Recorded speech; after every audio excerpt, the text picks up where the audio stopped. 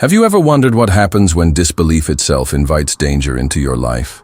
This is the story of Prisca, a woman who thought she was safe from evil, until evil came quietly into her home and taught her a lesson she could never forget. Prisca was a woman of great skill and ambition, known throughout Lagos for her extraordinary talent as an interior decorator. Her homes were admired by many, filled with warmth and elegance that seemed to breathe life into every corner.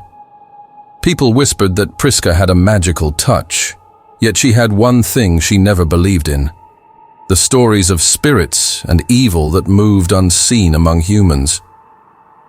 She laughed at such tales, saying to anyone who would listen, "Evil is only in stories, not in the life of people like us." Before we go any further, my friends, pause for a moment.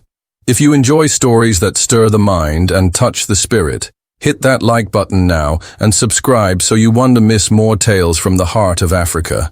Share this story with someone you care about, for every listener carries courage into the world.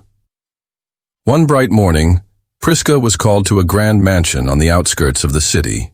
The owner wanted her to transform the house into a place of beauty and peace. Prisca entered the halls with her tools and her heart full of pride, unaware that this house carried a history no sunlight could wash away. She moved through the rooms, arranging furniture and placing vases with care, every action precise and perfect. All seemed ordinary, all seemed safe, but deep in her heart, a faint whisper of unease tried to warn her. Prisca did not listen.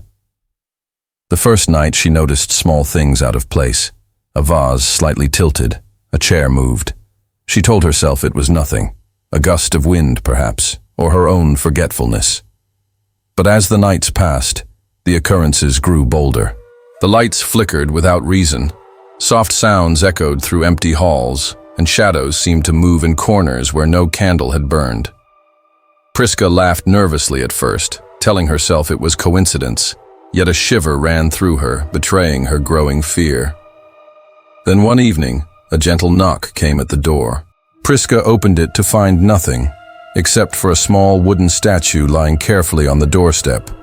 Beautiful, intricate, yet somehow alive, it seemed to watch her as she brought it inside and placed it in the living room. Prisca did not know that this was no ordinary carving. It carried a spirit, one that fed on disbelief, growing stronger as doubt and ignorance gave it life. From that night onward, the mansion transformed. Doors creaked open on their own. Cold drafts swept through rooms even when all windows were closed. Prisca felt eyes upon her even when she was alone. Neighbors whispered that shadows moved past the windows at night, but Prisca tried to convince herself these were tricks of the mind. Yet the fear in her chest grew heavier with each passing day. One night, she awoke to find the statue resting beside her pillow. Her heart raced, and a cold understanding settled over her. Evil had entered quietly, and disbelief had welcomed it. Desperate, Prisca sought the guidance of an elder from her village, a man who had seen spirits rise and fall countless times. He examined the statue carefully, his face grave. "This," he said, "is no ordinary carving. It is a vessel of a spirit that feeds on doubt and disbelief. You have invited it into your home by ignoring the warnings that the wise have passed down." Prisca's heart sank as she realized the weight of her mistake. The elder taught her rituals of cleansing, prayers, offerings, and chants that had been carried through generations. It would not be easy. The spirit would resist, and resist it did. For 3 nights, Prisca battled the unseen force. The house shook with unseen fury. Shadows lunged like living creatures. Fear, sorrow, and exhaustion pressed upon her, yet she refused to surrender. On the 3rd night, just as the first light of dawn pierced through the mansion's windows, the statue shattered into countless pieces. Silence filled the halls. The spirit had departed. Prisca wept. Not out of fear this time, but out of relief and understanding. She had survived, but she would never forget the lesson. Disbelief is not protection, and the unseen world often walks among us, waiting for a door to open.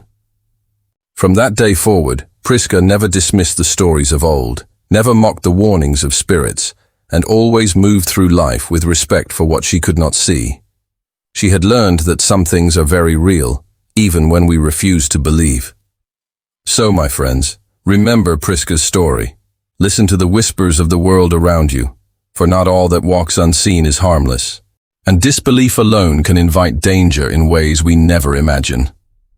If this story stirred your heart, like this video, share it with someone who needs to hear it, and subscribe to this channel for more powerful African folk tales that will make you think, pause, and marvel at the unseen world. Let these stories travel with you, and never forget the lessons they carry.